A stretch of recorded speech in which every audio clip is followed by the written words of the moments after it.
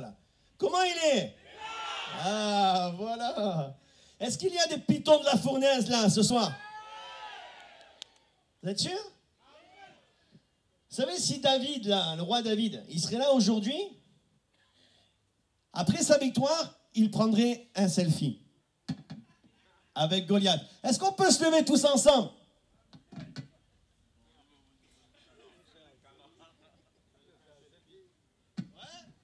Vous êtes prêts là? Est-ce qu'il... Attendez 2 secondes là. Est-ce qu'il y a des pitons de la fournaise ce soir? Attendez, on va refaire,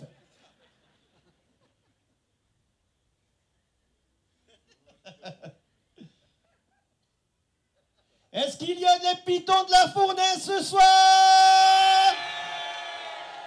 Est-ce que la réunion elle est là? Est-ce que Jésus est là? Alléluia! Amen. Tiens mon frère.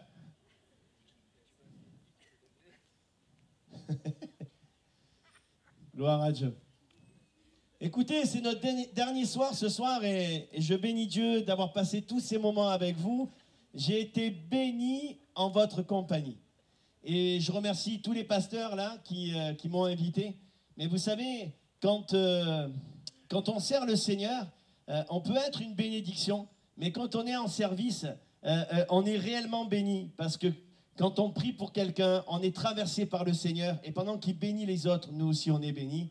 Et ça, c'est une grâce de Dieu. En tout cas, ça a été tous les jours Noël.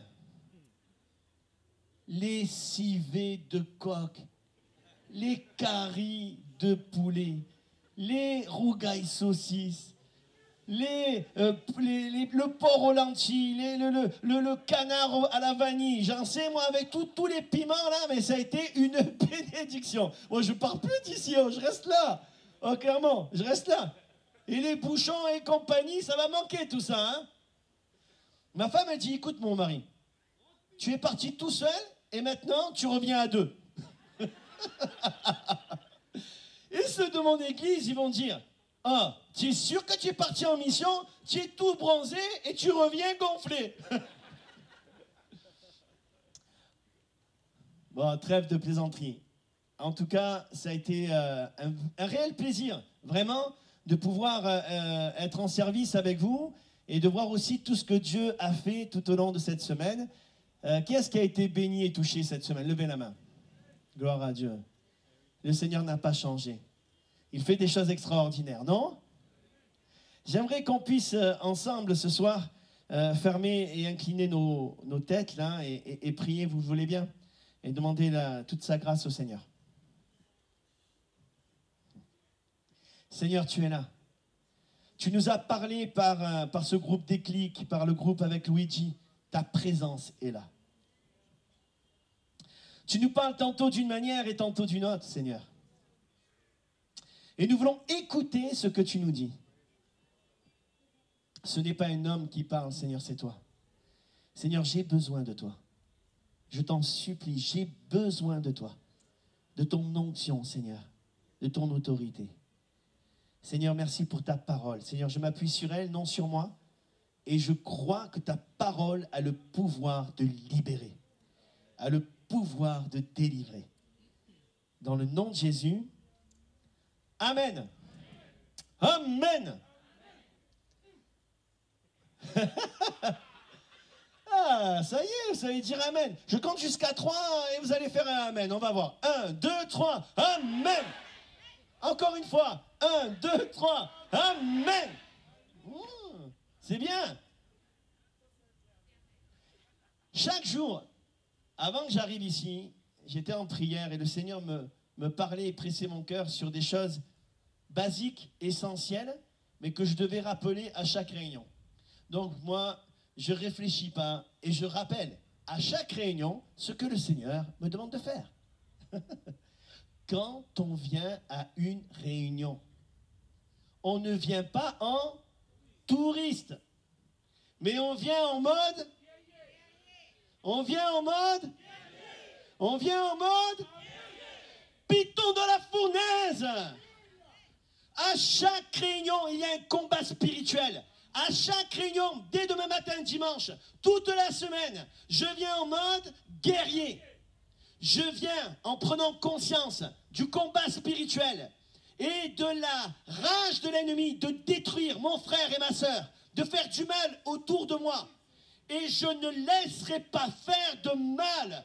Je ne laisserai pas faire l'ennemi ce qu'il veut dans l'église. Parce que je prends position dans le nom de Jésus. Et à chaque réunion, je viens avec la foi, avec une certitude que Jésus est à mes côtés et que ce qui change une réunion, c'est ma position de foi. L'atmosphère d'une réunion, elle dépend de toi aussi. Est-ce que je crois? Peut-être que oui, peut-être que non. Est-ce que je crois? Moi? Peut-être vous n'allez pas retenir grand-chose de tous les enseignements que j'ai apportés. C'est pas grave. Mais retenez ce que je viens de vous dire là maintenant. Parce que de cette prise de conscience, ça va changer beaucoup de choses. Vous savez, j'ai bien aimé la façon dont chantent les musiciens, que ce soit Luigi, Déclic. Quand ils parlent, ils ont l'œil du tigre. Ça, c'est pour ma génération, Rocky 3. L'œil du tigre. Ils ont ce regard dans les yeux que ce qu'ils racontent, c'est pas du blablabla. Ils en sont convaincus. Et quelqu'un de convaincu, il est convaincant. Quand je crois que Jésus est puissant, mes paroles dans ma bouche sont puissantes. Quand je crois que Jésus guérit les corps, alors que je parle à la maladie comme si elle a des oreilles, dégage de là.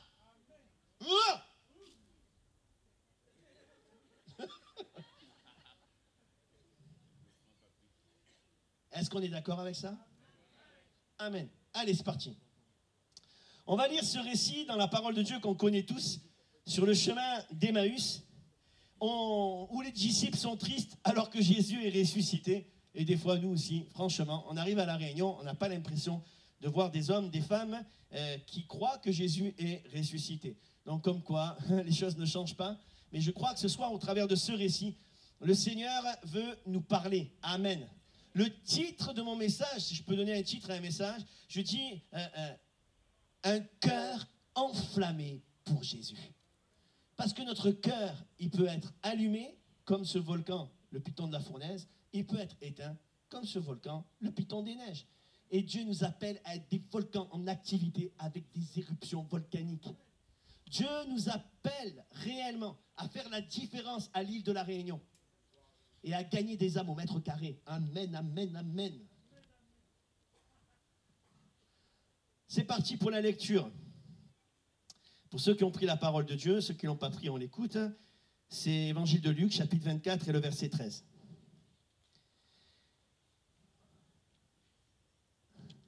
Quelques femmes se sont rendues au sépulcre, c'est le contexte, et elles ont vu que le tombeau, la pierre a été roulée, et que Jésus est ressuscité.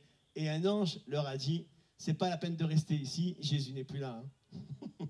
Ils vont raconter tout ça et ils vont dire, ah, ces femmes-là, elles nous racontent des rêveries, des niaiseries. Encore aujourd'hui, on méprise ceux et celles qui vivent des expériences avec Jésus. C'est normal. Quelqu'un de réveillé, il sera persécuté. Donc accepte ce genre de choses. Je ferme la parenthèse et on lit le texte. Verset 13. Et voici, ce même jour, 2 disciples. Ils allaient à un village nommé Emmaüs, éloigné de Jérusalem, de 60 stades. Et ils s'entretenaient de tout ce qui s'était passé. Et pendant qu'ils parlaient et discutaient, Jésus s'approcha et fit route avec eux, mais leurs yeux étaient empêchés de le reconnaître.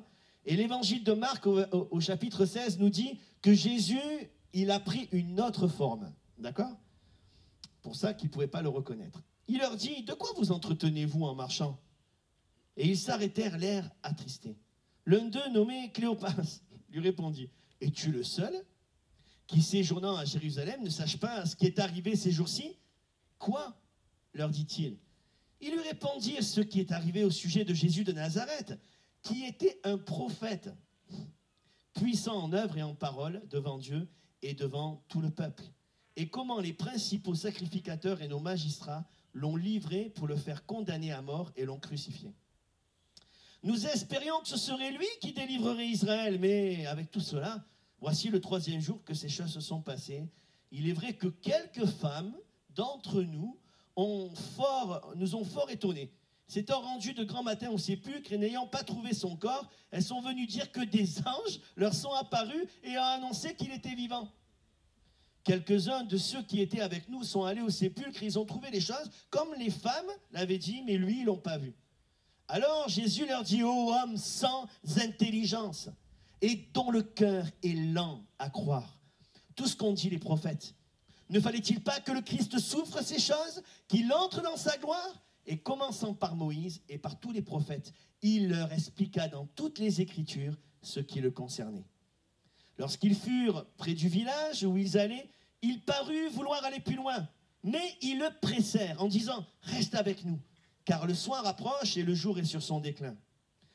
Et il entra pour rester avec eux, et pendant qu'il était à table avec eux, il prit le pain, et après avoir rendu grâce, il le rompit et le leur donna. Alors leurs yeux s'ouvrirent, et ils le reconnurent, mais il disparut devant eux. C'est extraordinaire. Et ils se dirent l'un à l'autre, notre cœur ne brûlait-il pas au-dedans de nous lorsqu'il nous parlait en chemin et nous expliquait les Écritures? Se levant à l'heure même, ils retournèrent à Jérusalem et ils trouvèrent les 11 et ceux qui étaient avec eux assemblés et disant, le Seigneur est réellement ressuscité et il est apparu à Simon. Et ils racontèrent ce qui leur était arrivé en chemin et comment il l'avait reconnu au moment où il rompait le pain. Amen. Quand on lit cette histoire, on se retrouve assez facilement dans cette histoire. Jésus est ressuscité, mais ces deux hommes ont le cœur attristé alors que Jésus est avec eux en chemin et qu'il commence à parler avec eux et à leur dire certaines choses. On lit un peu plus loin qu'alors qu'ils ont parlé avec Jésus et alors que Jésus a cité les Écritures, leur cœur s'est mis à brûler. J'aimerais dire une chose, c'est que l'incrédulité, elle éteint notre cœur. Elle met notre vie en pause. L'incrédulité nous empêche de voir le miracle. Mais si tu crois, tu verras la gloire de Dieu. Ces hommes ont arrêté de croire. Et bien souvent, nous qui sommes chrétiens ou pas chrétiens, on peut des fois avoir une croix autour du cou. On peut prier et ne pas avoir la foi. Ça peut être juste superstitieux, tout ça. Mais ce qui va faire réellement la différence, c'est de croire, quand je me lève le matin, Jésus est avec moi. N'importe qui peut parler à Jésus, du plus petit, de l'enfant le plus jeune, jusqu'au plus âgé. Tout le monde a accès avec Jésus. On se rend compte que ces vies étaient éteintes. Mais à partir du moment où ils ont laissé Jésus les toucher, parler avec eux, le cœur s'est remis à battre.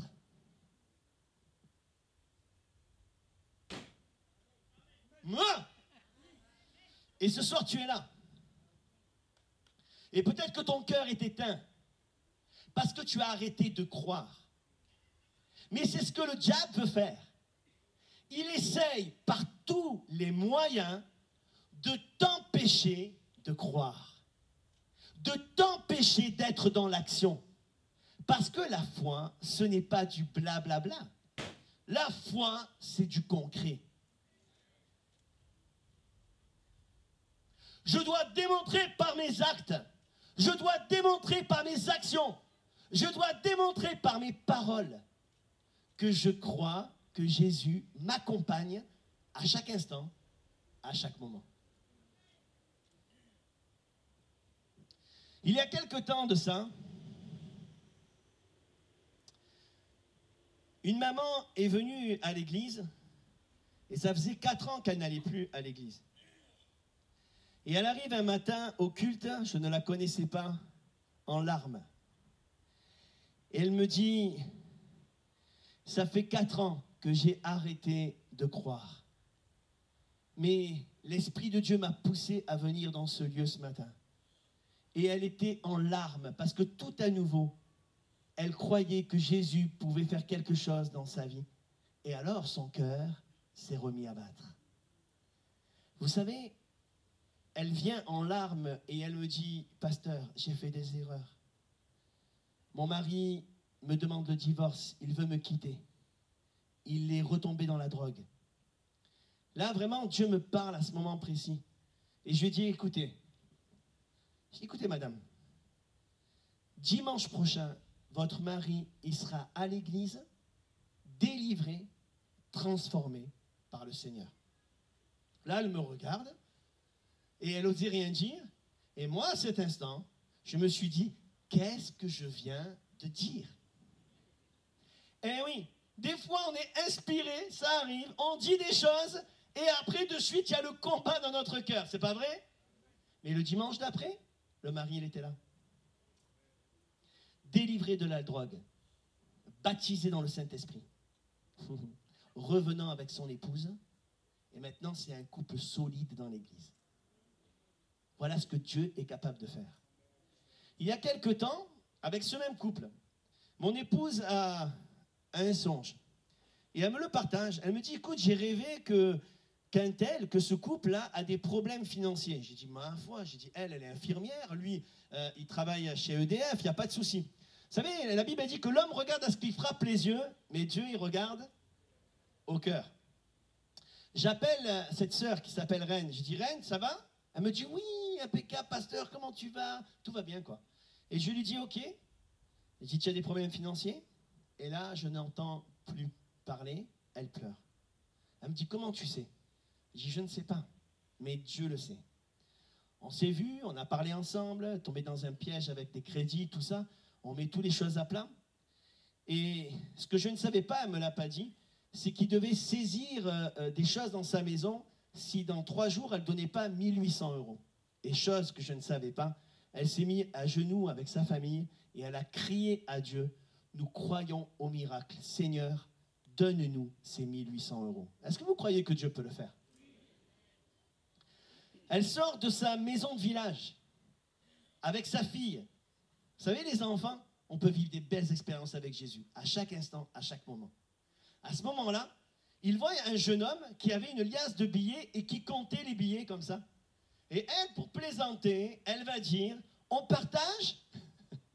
Et le jeune homme sourit et dépose les billets dans sa main et il continue à marcher. Elle est choquée. Et dès qu'elle réalise qu'elle a des billets dans la main, elle commence à courir avec sa fille. Lui, il tourne à droite dans une rue. Et au moment où il tourne dans la rue, elle ne voit plus personne. Et là, elle dit, mais tu connais ce jeune? Et la petite fille, elle dit, mais maman, c'était un ange.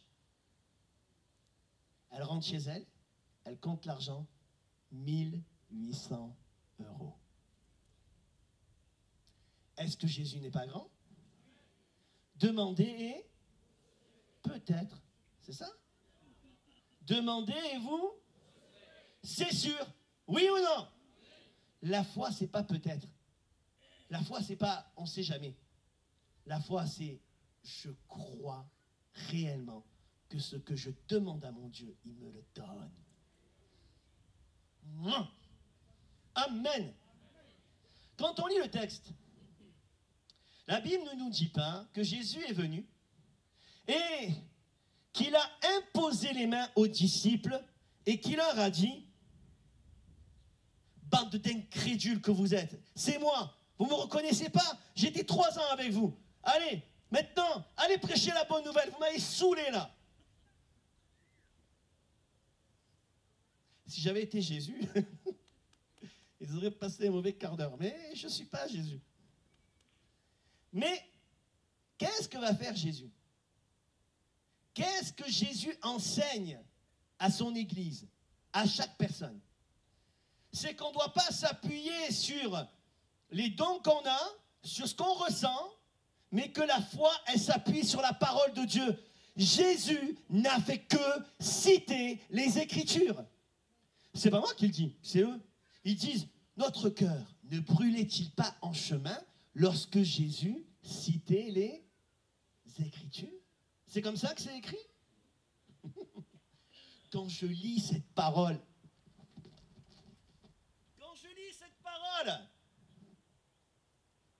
je ne vois pas un livre comme Picsou Magazine.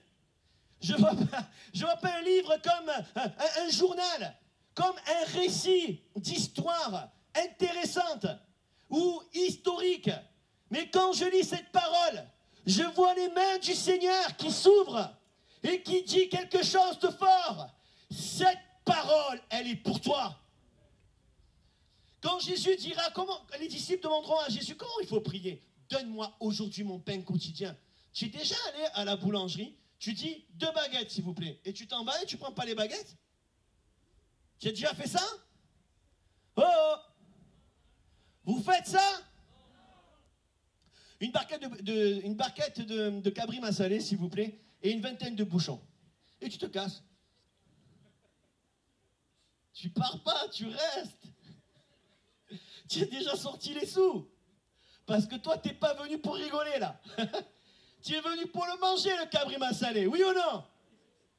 Mais nous, des fois, spirituellement, c'est ce qu'on fait. On rentre dans notre chambre et on dit, Seigneur, donne-moi mon pain quotidien, parle-moi, Seigneur. Le téléphone, il sonne. Ma copine, elle sonne à la porte. On est dérangé par toutes sortes de choses.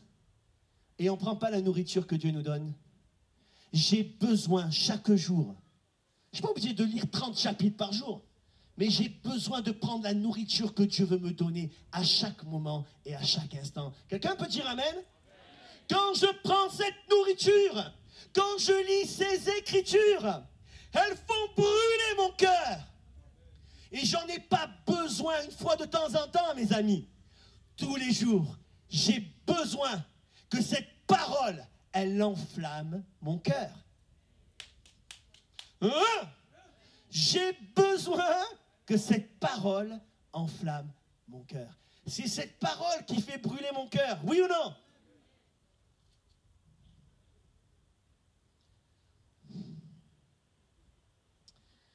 Jésus va s'approcher d'eux, il va citer les Écritures. Voilà qu'il y a une discussion. Et la Bible nous dit que leurs yeux étaient empêchés de le reconnaître. Et l'évangile de Marc va dire qu'il a pris une autre forme. Et pourquoi le Seigneur il se déguise? Pourquoi le Seigneur il prend une autre forme? Mais pour pas que les disciples le reconnaissent. Non? Et pourquoi? C'est une question. Pourquoi? Parce que Jésus est en train d'éprouver leur foi. Si tu ne me vois pas, tu crois? Hein? Dieu a mis en lumière que tu ne dois pas te reposer sur ce que tu ressens, sur tes sens, sur ce que tu vois, mais tu dois t'appuyer sur cette parole. Jésus leur avait dit avant qu'il devait passer par la croix et ressusciter 3 jours après. Je dois croire aux paroles du Seigneur. Quand Jésus te parle et qu'il te dit tu seras sauvé, toi et toute ta famille, quand Jésus te parle qu'il va te donner un travail, quand Jésus te parle qu'il va pourvoir à tes besoins, les oiseaux du ciel, Dieu en prend soin et il ne prendrait pas soin de ses enfants? Ce n'est pas écrit dans la parole de Dieu? Mais est-ce qu'on croit la Bible? Est-ce qu'on croit tout ce qui est écrit dans cette parole? Que je sente ou que je ne sente pas, que ça soit facile ou pas, qu'il y ait des combats de l'adversité, qu'il y ait des difficultés qui se dressent contre moi, je continue de croire, je m'appuie sur cette parole. On peut dire amen.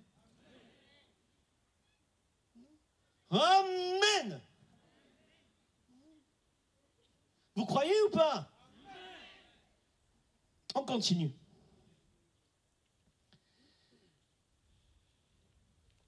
La Bible nous dit qu'à un moment donné, il va leur citer les Écritures, et Jésus va leur dire une parole intéressante. Ô homme sans intelligence et lent à croire ce qu'ont dit les prophètes. C'est pas nous ça? Punaise de Ramirez. Le Seigneur, il nous parle tout le temps. Mais nous, on a les oreilles bouchées. Non?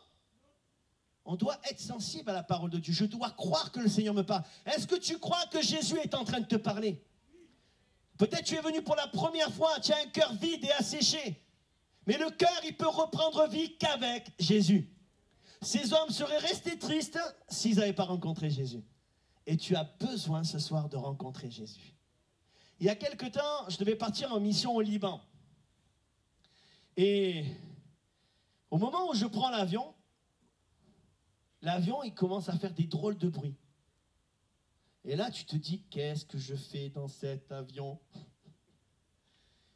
Chose que je ne savais pas, c'est qu'au Liban, ils avaient reçu de la part du Seigneur qu'il ne fallait pas que je prenne le premier avion parce qu'il y allait avoir un problème avec cet avion. Mais moi, je ne le savais pas, je l'ai su après.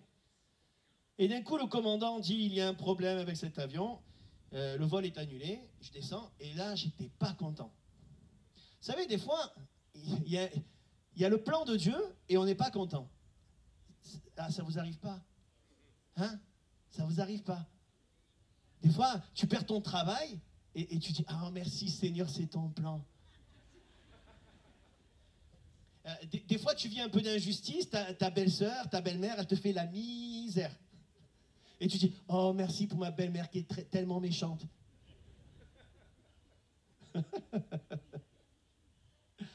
Ouais. Donc, j'étais pas content. Et je dis, punaise, dégoûté. J'avais envie de voir le missionnaire, c'est mon ami, tout ça. Et je rentre, je marronnais. Et ma femme me dit, oh, arrête de marronner toi un peu. Hein. Elle me dit, remercie le Seigneur parce que c'est son plan. Paf, t'es déjà tête dans tes dents, toi. Remercie le Seigneur parce que c'est son plan et demain, tu dois parler à quelqu'un. Ben, de suite, ça m'a remis d'équerre. Dis, merci Jésus pour nos femmes qui nous remettent d'équerre. Merci Jésus pour ma femme qui est plus clairvoyante que moi la plupart du temps. Mon frère, tu peux le dire. Alléluia. Clairement, on n'est pas honte. Vas-y, dis-le. Non, clairement, confesse-le. Alléluia. Michael, toi aussi, t'arrêtes de te cacher. Gloire à Dieu. Luigi, il rigole. Lui, il a le tarif tous les jours. Il n'y a pas de problème. Alors, le lendemain, je suis là et je prie. Merci Seigneur parce que je vais parler à quelqu'un. C'est véridique ce que je vous dis, j'exagère pas. Hein. C'est pas parce que je viens de Marseille que je raconte que j'exagère tout le temps. Hein. J'exagère pas. J'arrive à l'aéroport et là je vois devant moi mon poteau, un pasteur qui était pasteur stagiaire et c'est lui qui fait mon billet là. Et je lui donne, il me dit, oh Patrick, ça va et tout, où tu vas? J'ai dit, ben je vais au Liban. Il m'a dit, ah punaise, t'as trop de la chance, j'aimerais trop aller au Liban aussi, ici et là. J'ai attends 2 minutes, le Seigneur me parle. Il me dit, arrête, tu me prends pour un fou, quoi. Non, je t'assure, 2 secondes, le Seigneur me parle. Il me regarde comme ça. J'ai dit, tu vois le monsieur là-bas? Le Seigneur, il est en train de me dire une chose, c'est que ce matin, il a parlé à sa femme, cet homme est chrétien, il a parlé à sa femme, et sa femme lui a dit de ne pas partir dans son pays. Et la volonté de Dieu, c'était qu'il écoute sa femme et qu'il ne parte pas dans ce pays. C'est Dieu. Moi, j'étais persuadé d'une chose, c'est que mon billet et mon numéro de billet, c'était exactement la place à côté de cet homme. Je n'avais pas besoin de confirmation de la part de Dieu, c'était tellement évident. Je rentre dans l'avion et à côté de qui je m'assois? Bonjour monsieur. J'étais là, j'ai écouté, on ne se connaît pas. Ça va faire bizarre ce que je vais vous dire. Parce que moi, ça me fait bizarre déjà. Je suis pasteur et je sais que vous êtes chrétien. Le Seigneur m'a parlé. Et il m'a dit que ce matin, vous avez eu une discussion avec votre femme. Elle vous a dit de ne pas partir dans le pays où vous allez. Et la volonté de Dieu, c'est que vous écoutez votre femme. Et là, ce gars, il se met à pleurer. Et il est bouleversé. Et là, dans l'avion, c'est une réunion de prière qui commence. J'ai dit, attendez, j'ai pas fini. Vous avez posé une question au Seigneur. Le gars, il était baptiste. Et vous lui avez demandé si le baptême du Saint-Esprit, c'est pour aujourd'hui. J'ai dit, on va ouvrir la Bible maintenant ensemble. Et on a pu parler ensemble. Le gars, il a été bouleversé. Il y a eu un rendez-vous de Dieu. J'aimerais te dire ce soir, mon frère, ma soeur, Dieu parle tantôt d'une manière, tantôt d'une autre. Et nous devons être de ceux et de celles qui écoutons. La Bible dit une chose, c'est que Jésus va dire à ces hommes, hommes sans intelligence, qui êtes lents à croire. Vous savez, c'est quoi quelqu'un qui n'est pas intelligent? C'est pas quelqu'un qui n'est pas allé à l'école. Sinon, je ne serais pas intelligent. Mais c'est quelqu'un qui est lent à croire. L'intelligence selon Dieu, c'est quelqu'un qui obéit. Alors? Rapidement. Écoute bien maintenant. Dieu, il parle par la prédication. Dieu, il parle par les chants. Tu entends des paroles là pendant que Déclic chante. Il dit quelque chose. C'est Dieu qui parle à ton cœur. C'est pas elle qui a un beau chant. C'est Jésus qui parle à ton cœur. Quand la prédication est annoncée, c'est Jésus qui parle à ton cœur. Et ne commence pas à cogiter. Ne commence pas à réfléchir. Mais crois rapidement. Je dois être un homme. Je dois être une femme qui croit rapidement à la parole de Dieu. Je dois croire que les promesses de Dieu, elles sont oui et amen. Est-ce que tu le crois? Tu es là, tu me regardes, tu me vois? Alléluia. Tu le crois? Alléluia. Toi aussi, tu le crois? Amen. Est-ce que vous le croyez?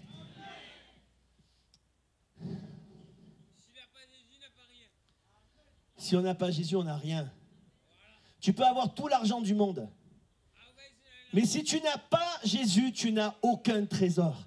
Notre trésor, c'est la parole de Dieu. Notre trésor, c'est de croire rapidement que ce que la bouche de Dieu proclame, sa main l'accomplit. Je dois croire que Jésus est capable d'enflammer mon cœur. Et s'il enflamme mon cœur, il peut enflammer ton cœur. Quelqu'un qui est brûlant pour Dieu. Vous savez, il n'y a pas longtemps, j'ai expliqué, le pauvre, mon fils, j'ai dit, écoute, t'approches pas du poêle. Il s'est approché du poêle. Il s'est approché du poêle. Peut-être quelqu'un peut aller là-bas, parce qu'il est en train de déranger un peu la parole de Dieu. Qu'un frère puisse aller là-bas et juste un peu le calmer 2 minutes. Voilà, on continue. Il s'est approché du poêle et il s'est brûlé les fesses, le pauvre. Mais il a compris que quand on n'obéit pas rapidement, on peut se brûler les fesses. Quand on n'obéit pas à Dieu, il y a des conséquences. Quand j'arrête de croire, il y a des conséquences. Quand je suis incrédule, il y a des conséquences. Mais quelqu'un qui croit, il y a des conséquences. Si tu crois, tu verras la gloire de Dieu. Si tu crois, tu dis à cette montagne, dégage de là et va vite là-bas dans l'océan Indien. Alléluia! La foi, elle déplace les montagnes. La foi, elle déplace les problèmes. Quand je crois rapidement.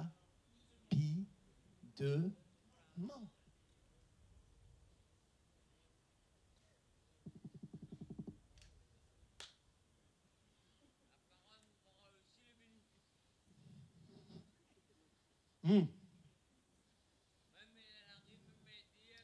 savez ce qui se passe quand on croit rapidement? Quand on laisse le Seigneur parler à notre cœur, il y a un éclairage. Jésus a pris une autre forme. Ils ne reconnaissent pas Jésus. Mais à un moment donné, il se passe quelque chose. C'est que la Bible nous dit qu'il va rompre le pain. Viens ici, Luigi. Ça va, là, c'est pas le truc avec l'aveugle. Si je romps le pain et je te le donne, je romps le pain, je te le donne, tu le prends. Qu'est-ce que tu vois là?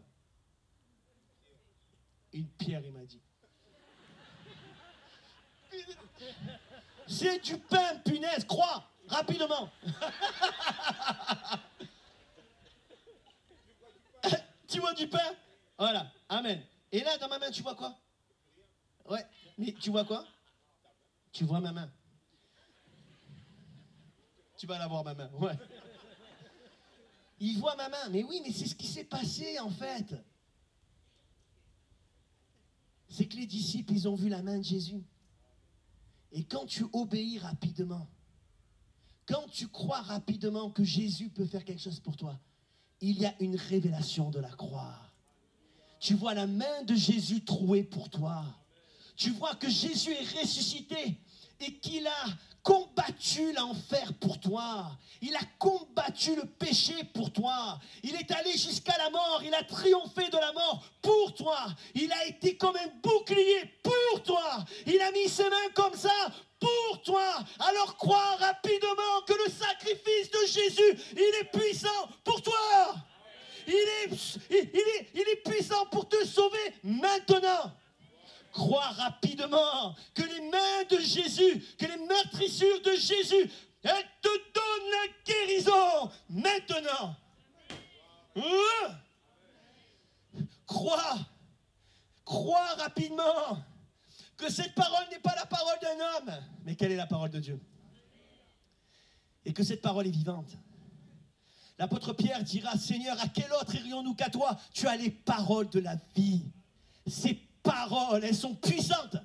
Ces paroles, elles sont vivantes. Elles ont changé ma vie. Elles peuvent changer ta vie. Je vais demander aux musiciens de s'approcher.